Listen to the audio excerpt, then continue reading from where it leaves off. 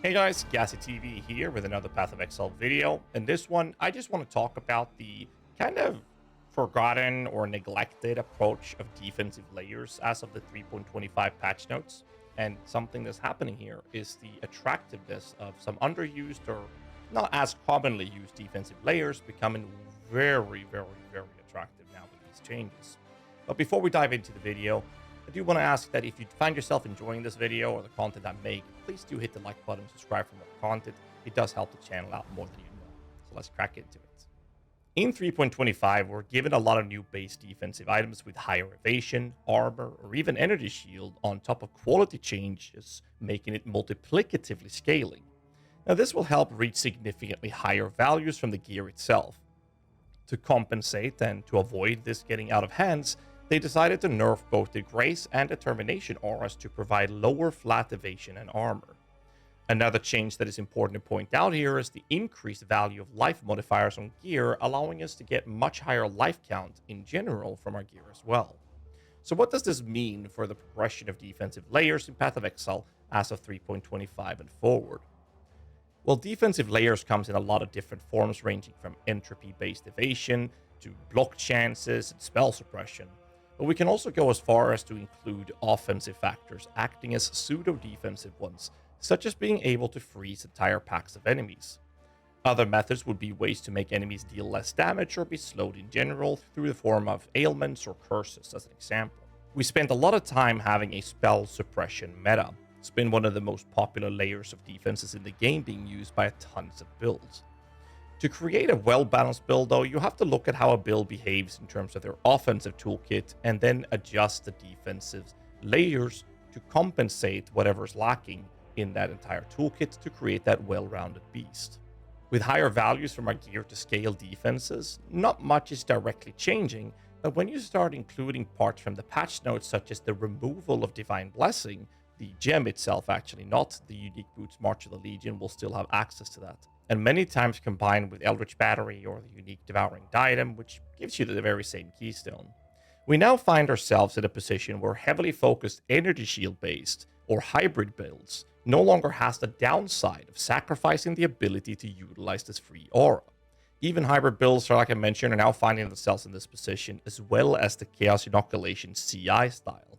And the fact that they're making these more attractive is going to increase build diversity, and I'm very excited for this. So my thoughts on the topic is mainly looking at minion and spell-based characters. Most of them have felt forced to include Divine Blessing. And because of spell suppression, most of them couldn't use March of the Legion, as that did not provide spell suppression. This has limited build diversity on the defensive layer side of things.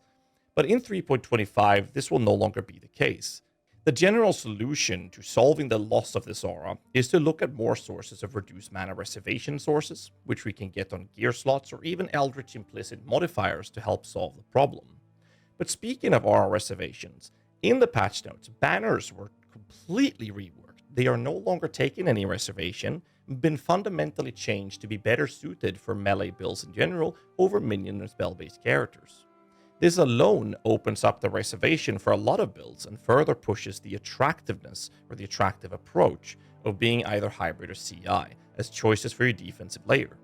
Main reason I'm so excited about these changes are very simple. Now, back in the days, high-end minion builds all went for triple large cluster setups using CI, letting the cluster jewel provide not just an insane amount of damage output, but also bring much needed energy shield.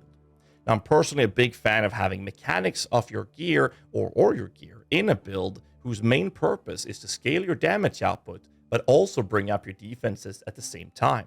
Now, why would you choose one when you can have two for the price of one? The progression of the game steered further and further away from this playstyle, and with 3.25, we're in a position where the best choices is kind of blurred. And this will undoubtedly increase the build diversity in the community. A common complaint in the community is how GGG nerfs the high-end builds and rarely brings up the severely underperforming parts of the game to be in a competitive state. The patch notes did exactly what the community has been asking for so long. We saw some expected nerfs on a handful of specific parts of the game, mainly Detonate Dead as a big example, but left the majority of the top-performing builds mostly untouched, and brought up the severely underperforming melee builds to hopefully a competitive state.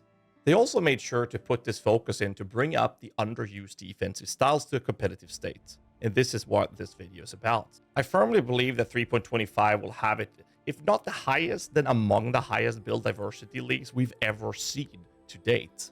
Essentially, I just wanted to make this video to bring some light into this topic and talk about my favorite styles of defenses, which I will be PUBing the crap out as soon as I get my hands on it. But I would like to ask you guys to leave a comment down below what you think is your favorite defensive layer in the game. And don't forget to hit the like button, subscribe for more content. Until next time, as always, stay safe, keep rocking.